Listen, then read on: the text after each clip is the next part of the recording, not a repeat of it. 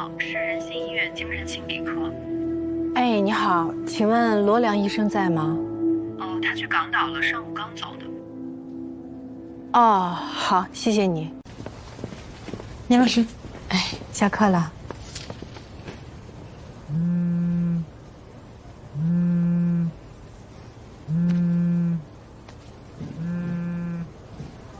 喂，喂，叶丁老师吗？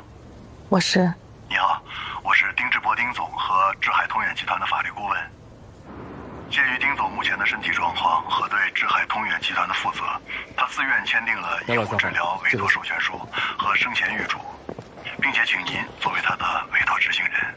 生前预嘱呢，是指人们在健康或者意识清醒的时候签署的。丁总呢，预见了自己在生命的末期势必会遇到一些重大的医疗决策，需要一个人签署手术同意书。燕玲啊，你也知道，我儿子很早以前就意外过世了，我前几年又离了婚，我身边没有亲人了。丁总，你有公司，有律师，有下属，还有朋友。林老师，丁总的健康或者死亡对我们集团影响重大。出于对利益冲突的考虑，我们集团的高层、合伙人，包括我们的法律团队，都不能担任他这个医护治疗的委托执行人。对不起，我也不想。我知道，这个责任对于您来说非常重大。好了，我们单独谈谈。好。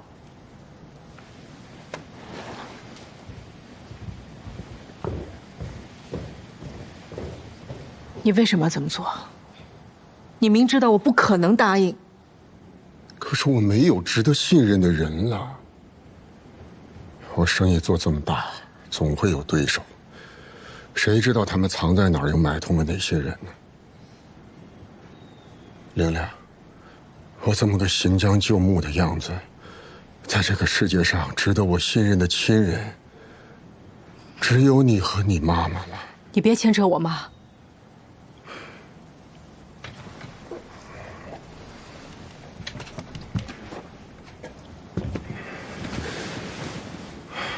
我知道，你肯定不像我爱你那样爱着我。你别说了。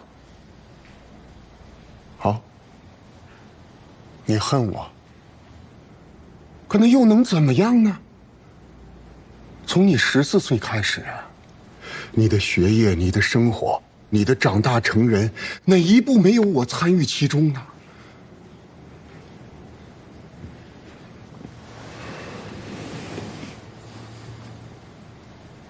玲玲，我现在是在把命交到你的手上。只要你当了这个委托执行人，你对我就有了生杀予夺的大权呢。当你允许我去做一个非常危险的手术治疗，而我死在了手术台上，是不是做梦都得笑出声呢？你住口！你明知道我不是那样的人。对呀，就是因为我知道你不是那样的人，所以我才信任你，才敢把命交给你啊。你才没有什么信任，你签下这个生前预嘱，你就是担心自己死之前哪个恨你的人要求切气管插管，让你生不如死。小鬼头，就属你聪明。但是我确实需要一个迫不得已、危急时候帮我签手术同意书的人。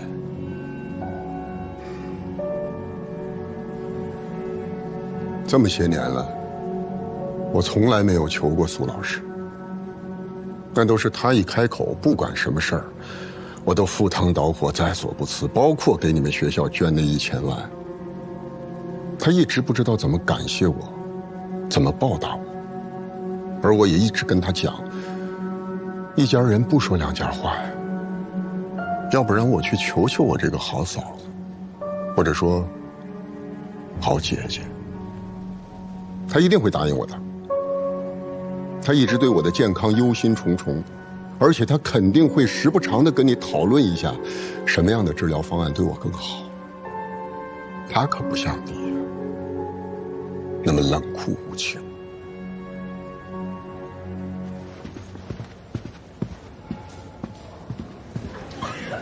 一会儿啊，我们汇报演奏，你可千万别出错，别紧张，你可以的。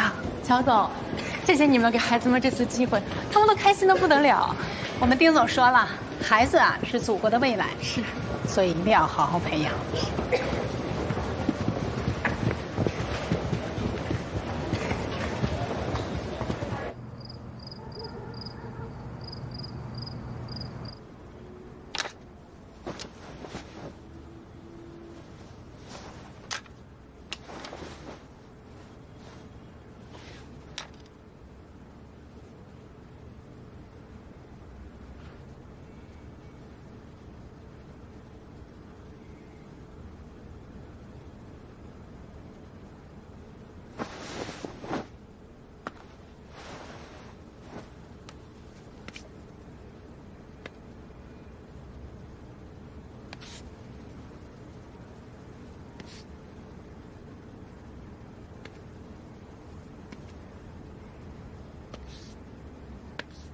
在港岛街头偶然听到熟悉的旋律，忍不住想起过去。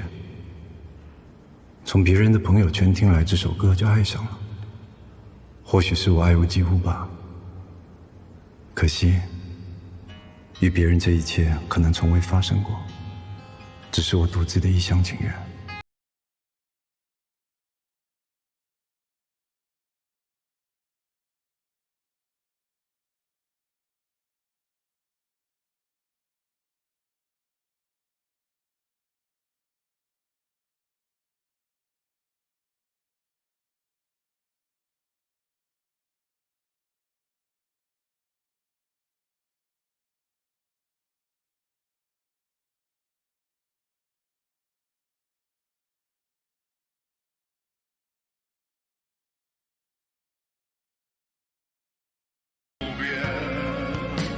老师，您不陪我们一起去吗？出国很贵的，你们两个这次出国比赛花很多钱的。有乔总陪着你们，好好参加比赛，争取拿个大奖回来。嗯。伯伯好。哎，好，快上车吧啊！谢谢，要不然赶不上飞机了。放心啊，会有人照顾好的。好嘞，你们两个一定要听听伯伯的话啊！好，快去吧。老师再见，拜拜。老师拜拜，拜拜，加油啊！好，拜拜。拜拜。琳琳去上学就拜托你了。上车吧，来吧。上了省重点也好好学习，听叔叔话。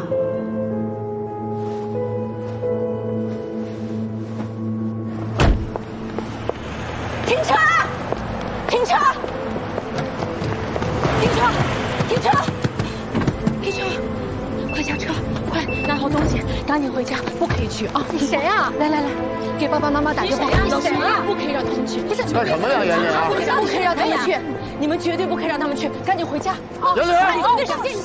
你干什么？老师相信我，这什么都不可以让，我回家去啊！不能让这么小心跟他比赛好吗？不可以，不可以！带孩子走，不可以，不可以！带孩子不可以，带孩子说，不要走，不要走，不可以让他们走，不可以上车！快上车！我求你了，不能让孩子们去，不可以！我不能让你像当年对我那样对他们，放开我，放开我！你上车，不能走，快下车！但是跟他们讲讲，不可以去，不可以去！开车，开车，开车！不可以去，快下车，好不好？孩子们不安全，松手！我求你了，让他们下车！走走走！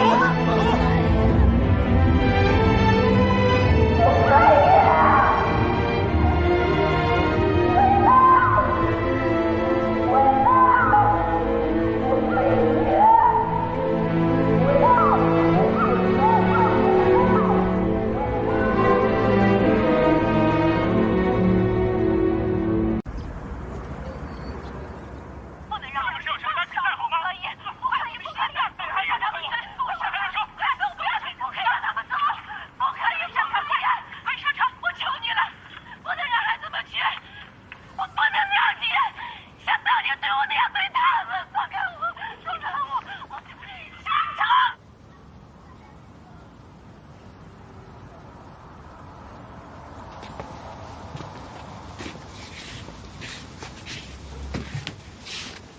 吃饭啊。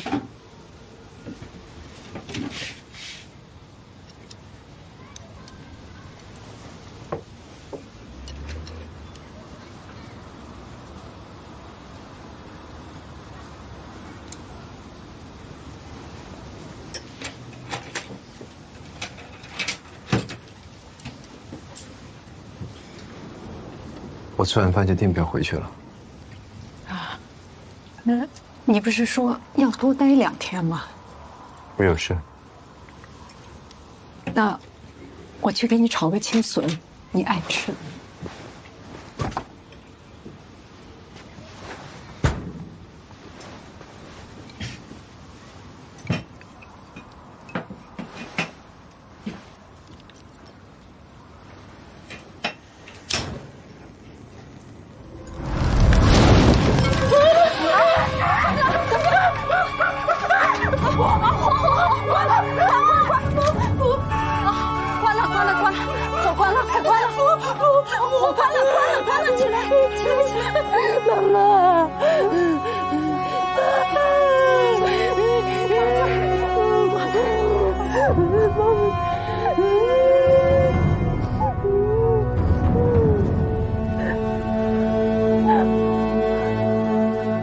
你好好照顾她，我整理一下就走。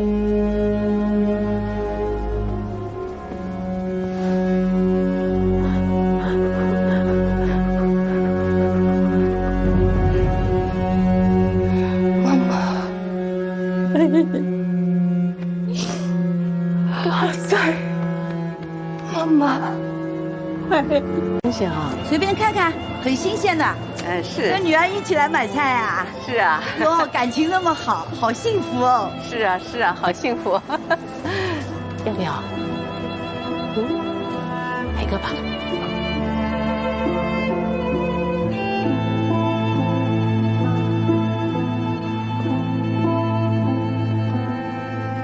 正好刚买了笋，妈给你包那个腌猪鲜，好吧？都行。你还想吃什么？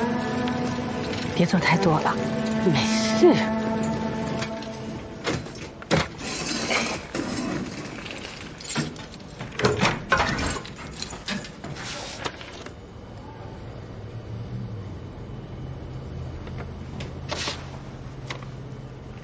哎呀，咱别理这些乱七八糟的事。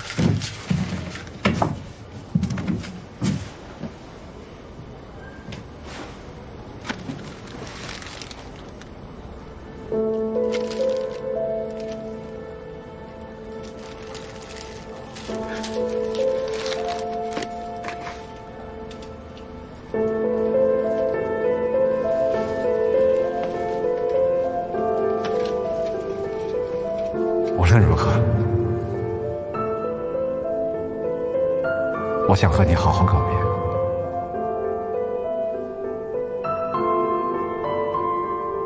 严宁，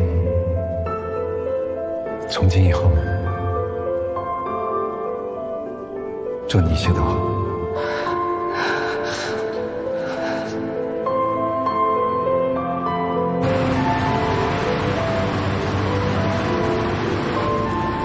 那天在医院抱着我的时候，我很确信我的感觉。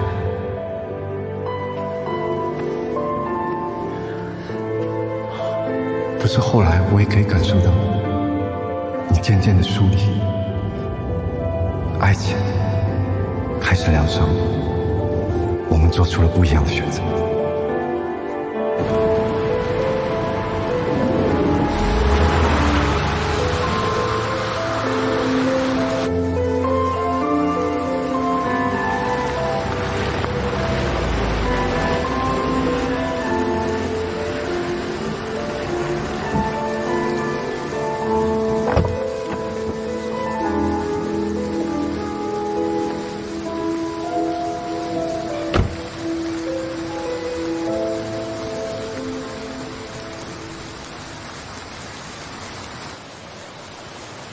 谢谢你的 CD。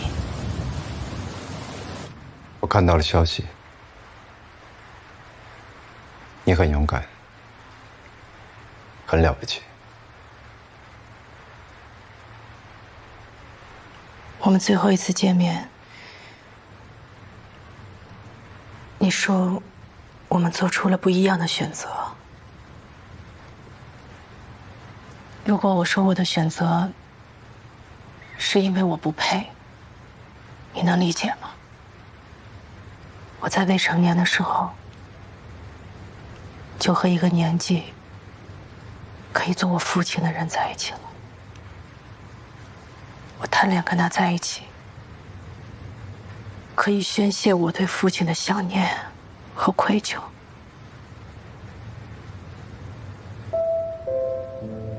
我的耻辱不只在于我跟他在一块儿，而是在这个过程中，我一直认为那是爱情。从高中到大学到研究生，我一直把这种畸形的关系认定为是爱情。当我感觉到他疏远我了，我还特意买了一条新裙子，穿着去见他。我看到他和一个15、16岁的女孩在一块儿，就如同他刚开始跟我在一起一样。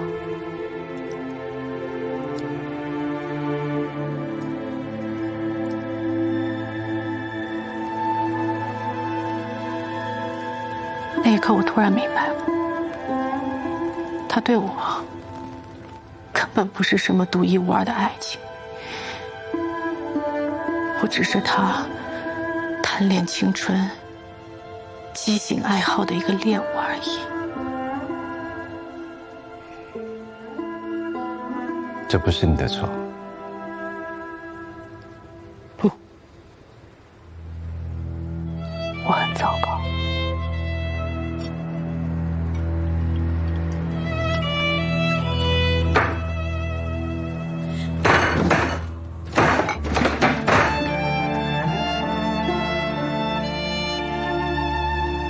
我把自己喝得烂醉，后来老卢找到了我，他是我最信任的师兄，可我却把他当成我专门为你买的裙子，我专门为你打扮的。杨玲，好了，别这样，杨玲，杨玲，别，我伤害了自己，也伤害了老卢。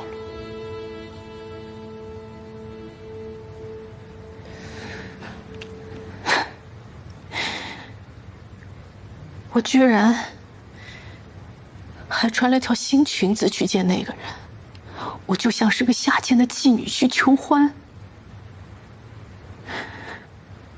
你不要这样说你自己，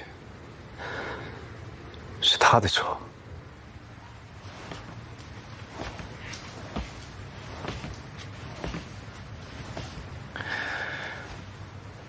他在你最脆弱的时候趁虚而入，利用了你生父的愧疚，你和你母亲关系的失常，成为你心中唯一的支柱。如果你不说服自己那是爱情，你根本撑不下去。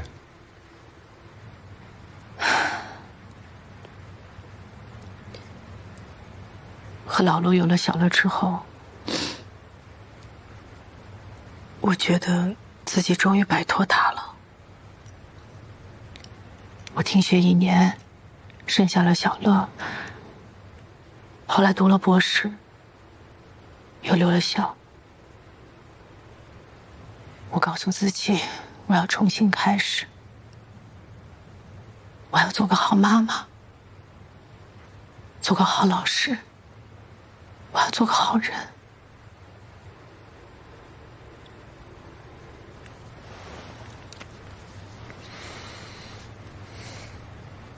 在我心里，你一直都是个好人。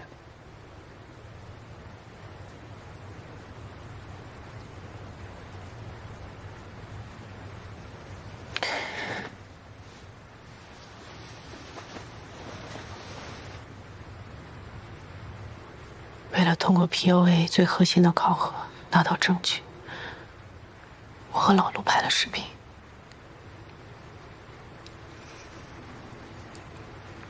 那种视频，当然那不是真的。但凡能有一点点作用，能为蕾蕾报仇的话，我愿意。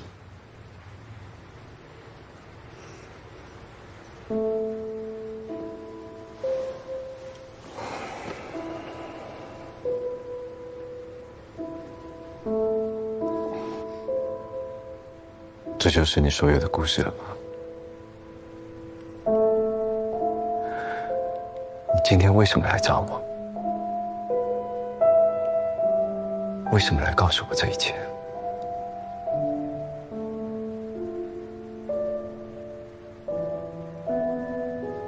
我从来没有谈过真正的恋爱，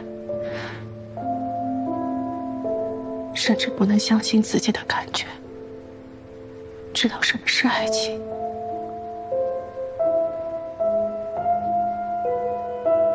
但是我认识你之后，就特别想跟你说，不要离开我，不要丢下我一个人。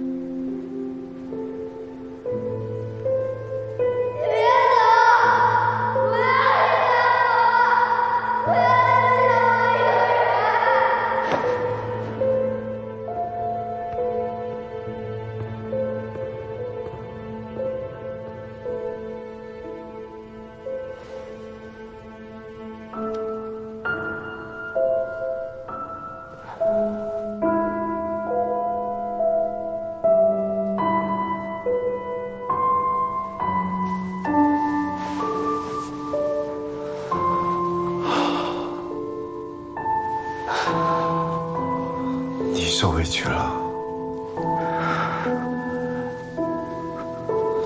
委屈你了。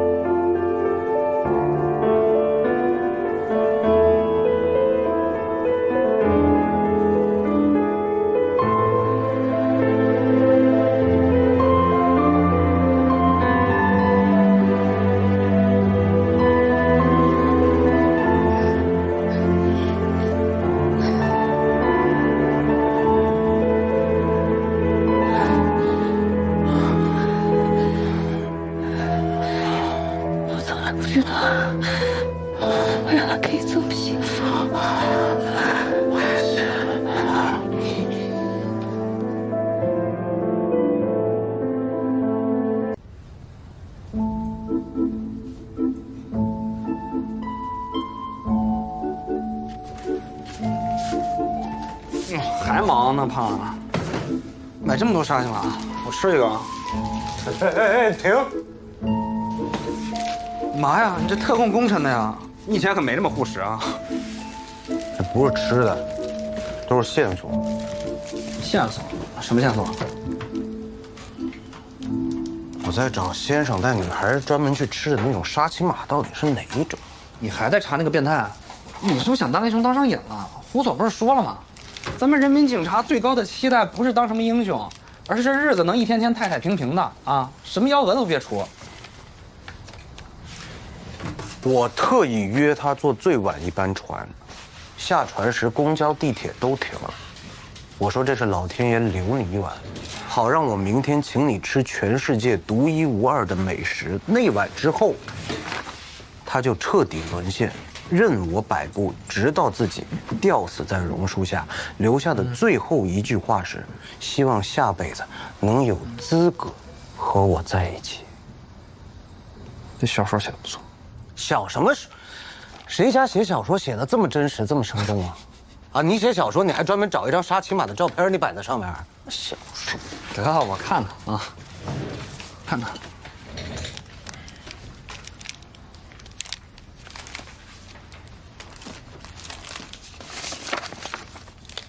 这人文笔挺厉害呀，他要是开坑，我肯定追问。都说了，这不是小说，不是小说。啊，那你来看看这个，这什么冰雪女王啊？她这一张嘴就让一个美女为他要死要活的，还去自杀，这一看就是内心猥琐又没地儿释放的写手写出来自嗨了。我跟你说，你用脑子想想啊，这要是谈恋爱就能把人杀了，这地球上人类早灭绝了。哎，我说不让你吃，不让你吃的呢。我吃一口，哎，而且你这好像也不是杏仁沙琪玛，不然杏仁沙琪玛，我们身穿翠影轩独一份的。你怎么知道？你看，翠影轩，我就是身川人。这个地儿叫翠影轩？对。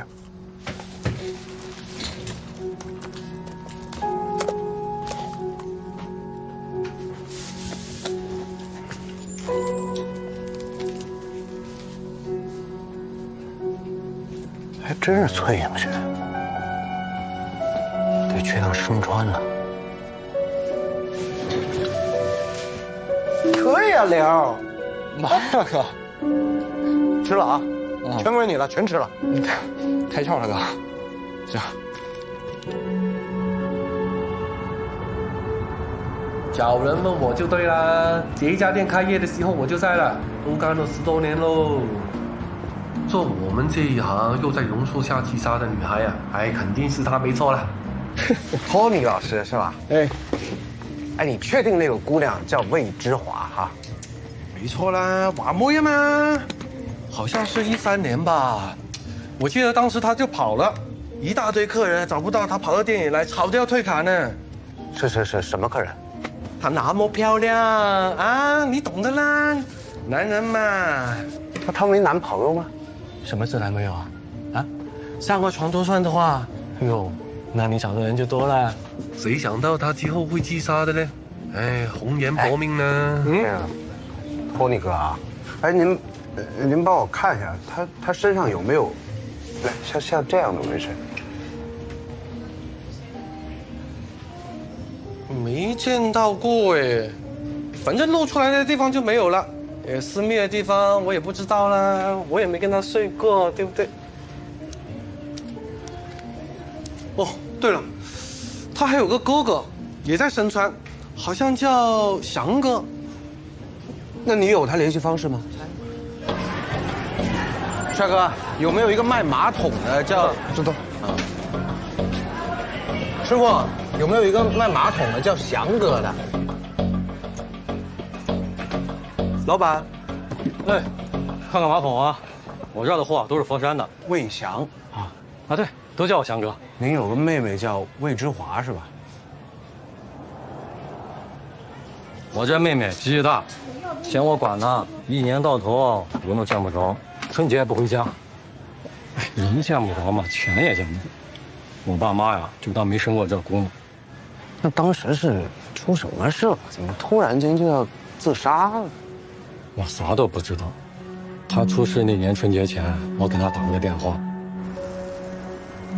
我还介绍个公寓，我想跟姑娘早点结婚生娃娃，安稳稳过日子。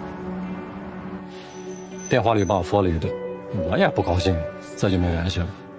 后来几个月，警察找到我，就说我没出事。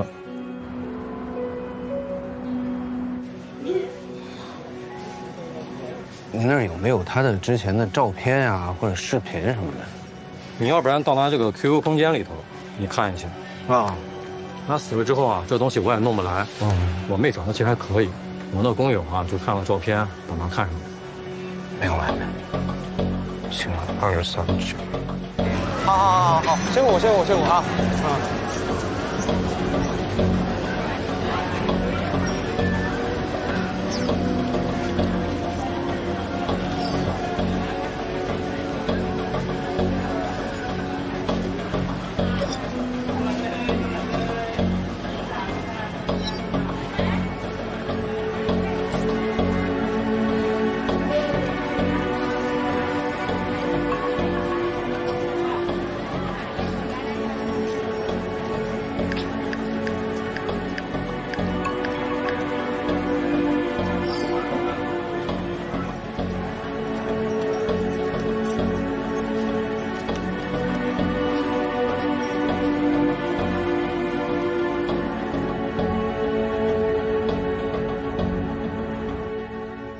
这几个月睡不着觉，头发都要掉光了。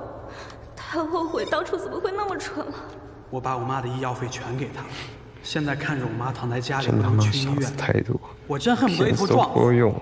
我每天都希望一觉醒来，发现自己是在做梦。请问大家，有人见过这样的纹身吗？没见过，你是什么情况？不是我，是我姐。她8年前在成渝体育馆跳楼自杀了。她死之后，我们才发现她身上有这样的纹身。你是哪里的？8年前太早了吧。成渝体育馆。有 PUA 吗？杀猪盘不都是我说的吗？你姐被骗钱了吗？为什么自杀？我们是冰原的。冰原。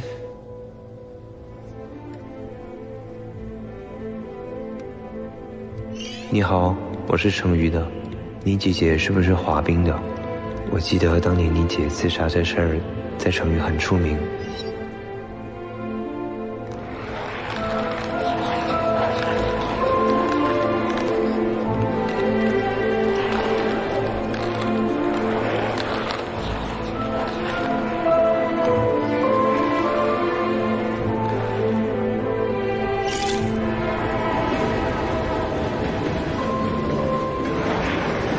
我姐姐会走路的时候就会滑冰了，她从小就喜欢卡特琳娜，想成为像她那样能被人记住的运动员。为了这个目标，她就几乎泡在冰场里了。我在电视上看过她在亚洲花滑锦标赛上的表演，很厉害。但那场比赛，她好像……但那次比赛，她摔倒了。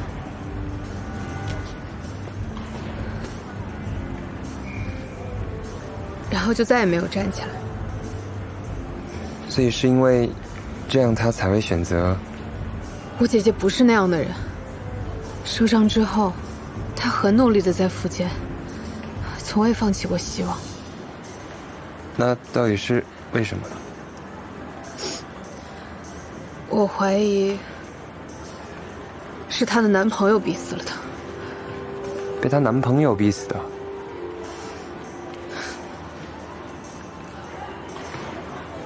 除了我，没有人知道姐姐在偷偷谈恋爱，和一个神秘的男朋友。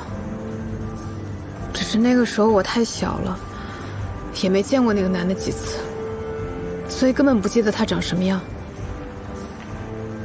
但我姐为了他，纹了个纹身。你是说你在群里发的那个？嗯。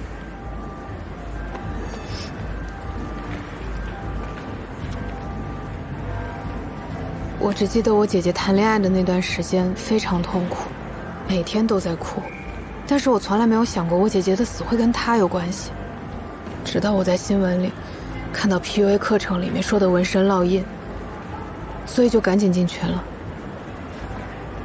我还找到了这个和这个。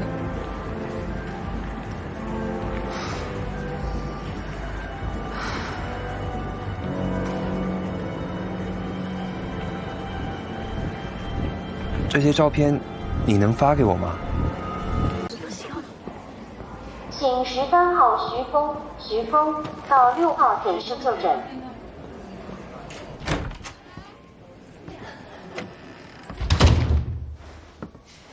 哪儿又不好了？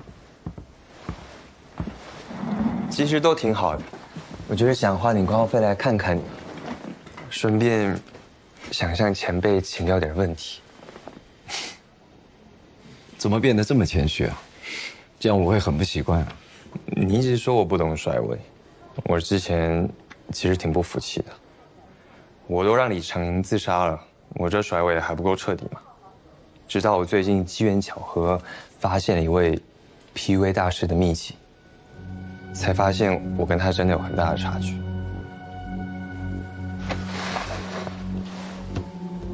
在自杀鼓励这部分，他是这么说的：庸才亲手插刀，自己手上必须染血；高手准备好刀，把刀把递过去。但真正的大师，能让猎物用自带的武器杀死自己，从而全身而退。这境界，难也不难。须知每个人的心里都住着一个魔鬼，我们能做的就是将它释放出来，吞噬掉之前的自己。这写的太好了，对吧？这你是在哪里看到的？网上都说这位大师已经神隐，我能搜到的只有零碎的只言片语，真是太可惜了。你说他已经发现了操控人性的奥秘，可以享受在人间当神的极致快感，还能造福广大的追随者，接受他们的膜拜，为什么要突然退出江湖？连传说都快没有了，为什么呢？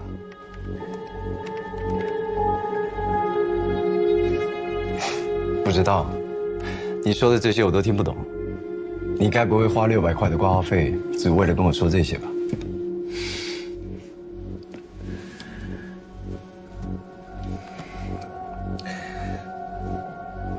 最近严老师的视频在网上传得挺火的。你说他那么悲惨的故事，是不是就是你在他身上找到的武器啊？许峰，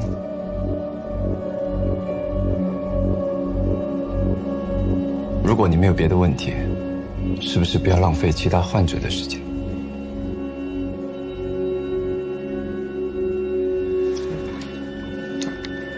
很抱歉，帮不上你的忙。到6号诊室就诊。谢谢你，罗医生，每次都让我有种茅塞顿开的感觉。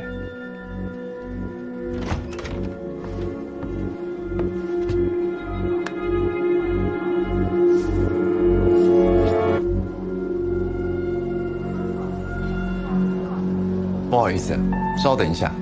好。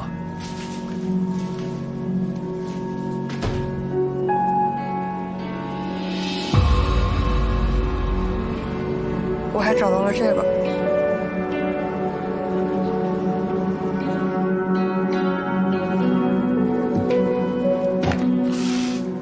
这600，值了。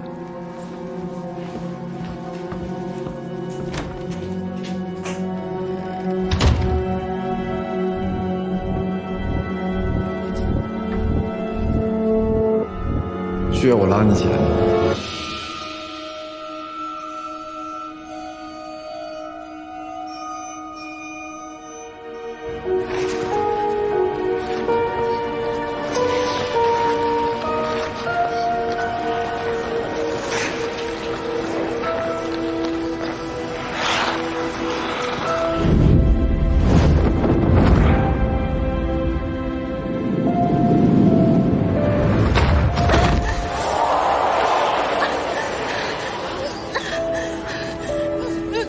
蛇发女妖美杜莎，原本是雅典神庙里的女祭司，一生都要保持贞洁，却被海王波塞冬引诱，变成了跟他在神庙里偷情的荡妇。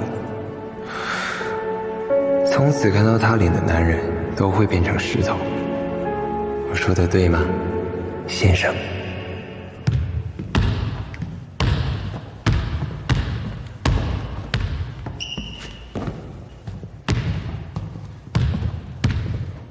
就知道你一定会来找我。照片哪来的？谢克的妹妹和她一样美，但也和她一样蠢。我飞去冰原请她喝了杯奶茶，她就什么都告诉我，而且她也给我看了这个。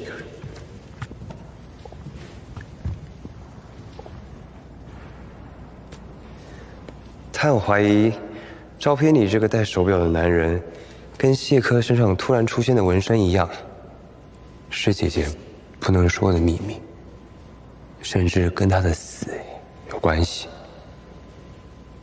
那你知道让我最兴奋的发现是什么吗？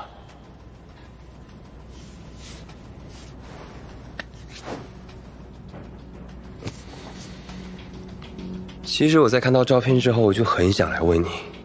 但我忍住了，我也想看看我自己是不是真的比你差，我就到处去搜美杜莎纹身，找了好久，终于在外网一个论坛里看到有人在缅怀一个已经关闭很久的泡妞网站，里面有个叫先生的大神分享了好几个非常厉害的 PUA 案例，其中一个就叫冰雪女王，是你吧？故事很精彩，可以去写小说了。小说怎么能比得上？这是实实在在发生的奇迹。只可惜，当初创造这个奇迹的牛人，现在却连承认的勇气都没有。金州游乐园是在最风光的时候关闭的，为什么呀？不心疼吗？我知道先生为什么关闭游乐园。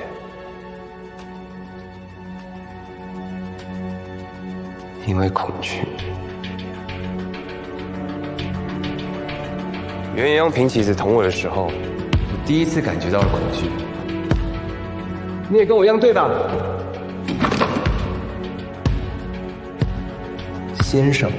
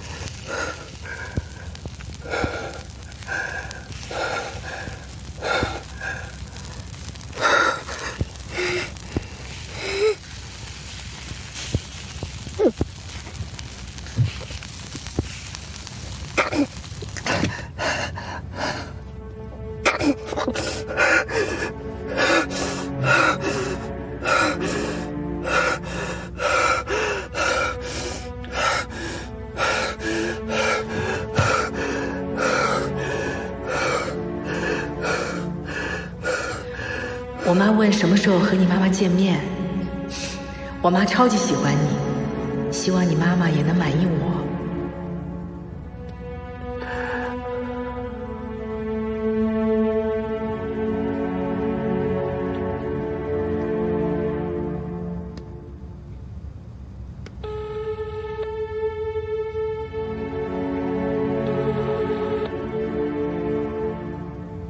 喂，小素啊，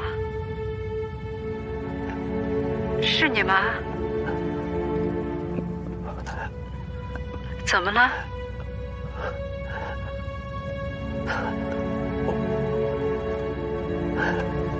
怎么了？小素啊。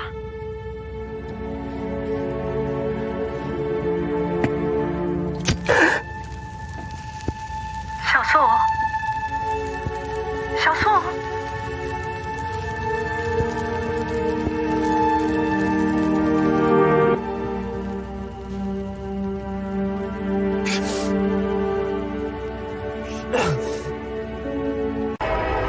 来，冰原大鸡架，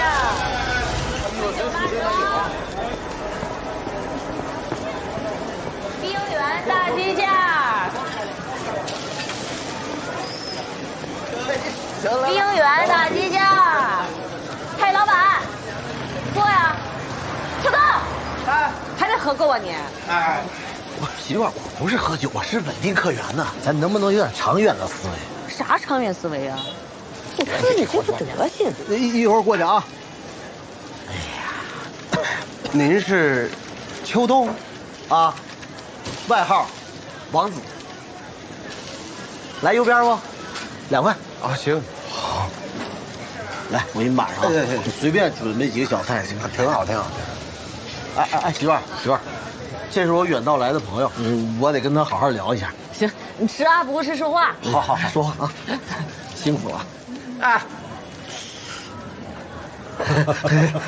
我敬你。那个之前你给我打电话啊，我以为你是骗子，不好意思啊，我先干为敬。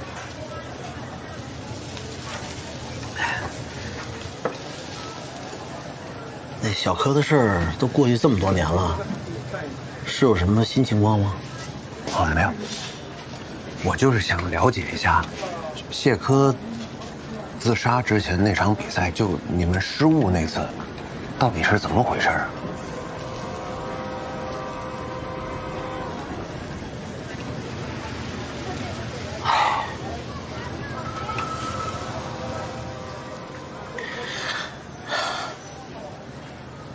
都是我的错，我现在真想过那边给他赔罪去。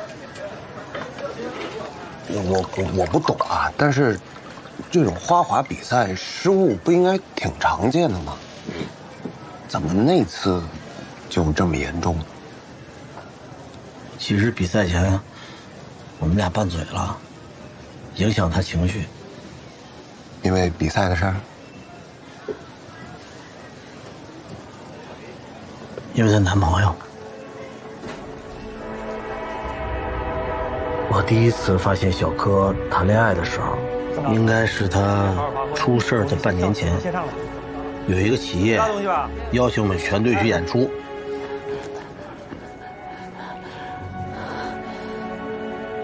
秋冬，快点的，教练，晚上发车了都。那个小柯不是补觉吗？我一会儿叫他一起打车过去。你小子，回去吧。哎，来，上去。哎，包帮我拿回去。给他打电话不接，房间里也没人，我就出去找他。你是谢哥吗？你是谢哥吗？你谁？求求你们离开他！你在说什么呀？你是谢哥是不是？啊！你别拦着我呀！哎，我是他女朋友，我真的是他女朋友。我求求你不要拆散我们，好不好？他就这样，恶狠狠地盯着小柯，恨不得要把他活吞了。求求你，放手好吗？求求你了，碰我了，把他还给我好不好？我们在一起很久了，我家不要了，孩子我也不要了，我只要他一个，我只要他，把他还给我好吗？但是他真的没有跟我说过他有女朋友。我是他女朋友，求求你。从那次开始，他就有意躲着我。当时我们正在备战亚洲锦标赛，除了训练，都一句都不跟我说。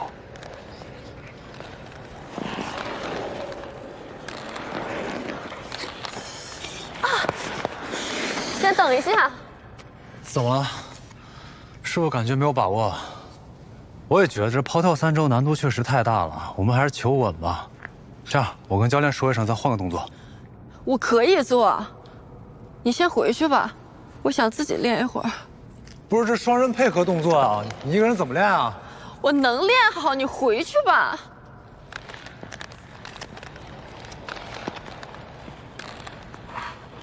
干我们这行的，俩人一起长大，一起训练，一起吃饭，除了睡觉不在一块儿，几乎天天都在一块儿。而且身体上有那么多接触，人家对象心里肯定别扭，对吧？不是，没道理。这种情况，他们俩处之前他就该知道，不能谈都谈了才说我介意这个事儿，那不成心找事儿吗？我心里边有愧疚。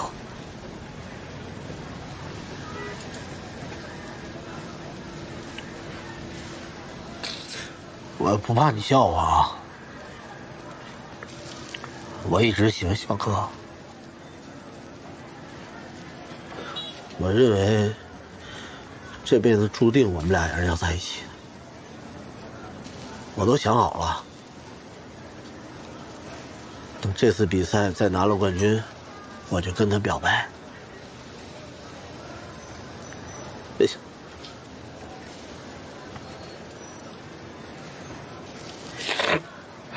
所以你们俩吵架，就是因为他对象的事。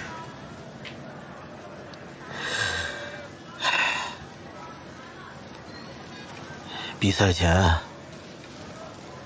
我看见他吃药了，什么药？你吃啥呢？治粪便啊。咋了？痛经。你骗谁呢？你大姨妈是这2天吗？你又知道了。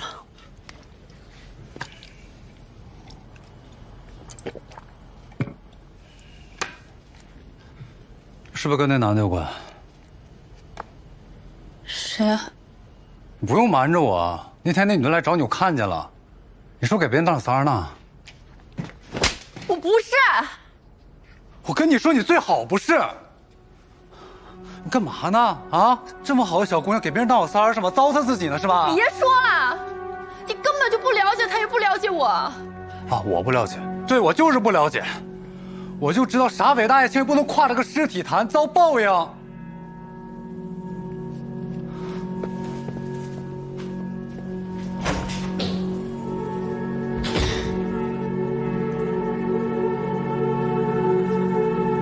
谁？谁死了？活动结束以后，所有人都回团里边了。我有几个好朋友来找我玩，我就在那个酒店里多住了1天。第2天我退房的时候，哎，你好，帮一下退房。好的。看酒店门口有警车，还有救护车，围了好多人，说是酒店的屋子里边死了一个女人。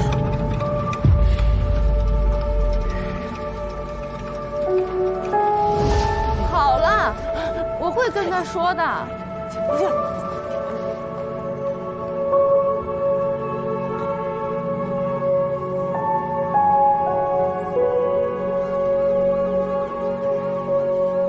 怎么死的？凶杀、自杀还是意外？我不知道。我那段时间还特别关注报道来着，也没说啥刑事案件。所以当时谢克不知道这事儿。这就是我做的最后悔的事儿。我没忍住，我把实话跟他说了。他一听完，整个人都傻了。你说我怎么这么贱啊？这么贱，这个嘴就这么贱，什么时候说不好，偏偏这时候说这么贱，这么贱，这么贱，跟小哥说什么呀？等会儿，别这样，别这样。你说他比赛前吃止疼片，那你知道他身上有纹身吗？他没有纹身。有，他就在这儿，一个美杜莎，头上长蛇那女的。不可能，我们2个人啊，天天练，抛后那3周，你说那位置是他最受力的地方，怎么可能？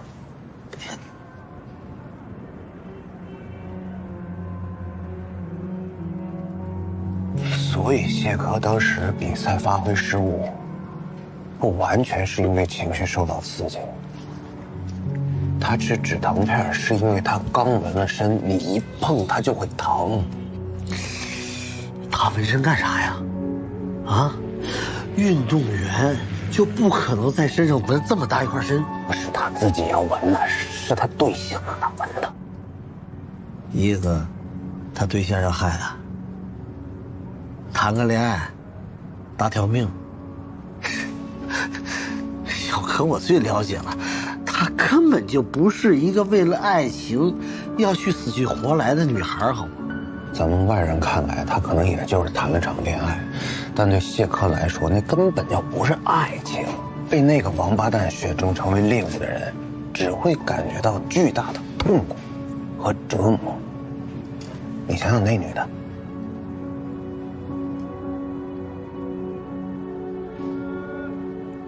啥意思？憋死了。我明白了，他能逼死一个人，当然也能逼死另外一个，对吗？那小柯是让别人害死的，对吗？他是被人害死的是吗？他是被人害死的，对吧？干什么呀你？你是不是疯了？你要是不想过了就直说。这一天天的你还摔上了。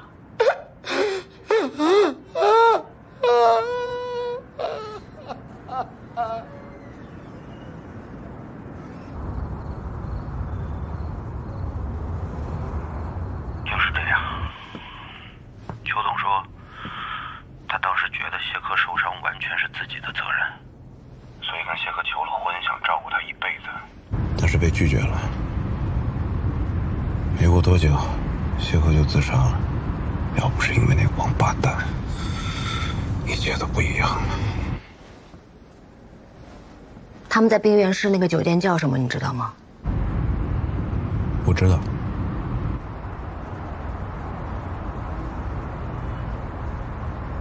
你说这事儿我记得，那女的叫何潇，滇南人，跟和珅一个姓吗？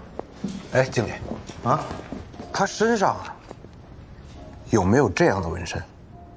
啊，对对对，就是这个，满脑袋都是蛇嘛，贼吓人。哎，你一说这事儿，我想起来了。你说他好好一滇南人，也不知道为啥，这大老远的跑到俺们冰原这块来，你说这叫什么事儿？确定是自杀吗？确定无疑啊！这警察当时把这酒店上上下下那查了个遍儿，他是自己过来开的房，对吧？住了几天，然后当天晚上他也是自个儿回房间，然后就取暖店了嘛。中间也没见他跟啥人接触过。我当时是服务员，我进房间是要给他换那床单，然后这不倒霉吗？我碰这种事儿，那警察把我问了好久呢。那后来呢？啥后来呀？他家人啥都没来找他。啊。我听说她老公后来去派出所确认的身份，说第二天要把这个遗体拿走，结果再打电话人消失了。您这记性也够好的，这都过多少年了？你说这事儿啊，就包括他那死法，那也太诡异了。我就这么跟你说吧，当我推开门那一刹那，我这辈子我都忘不了。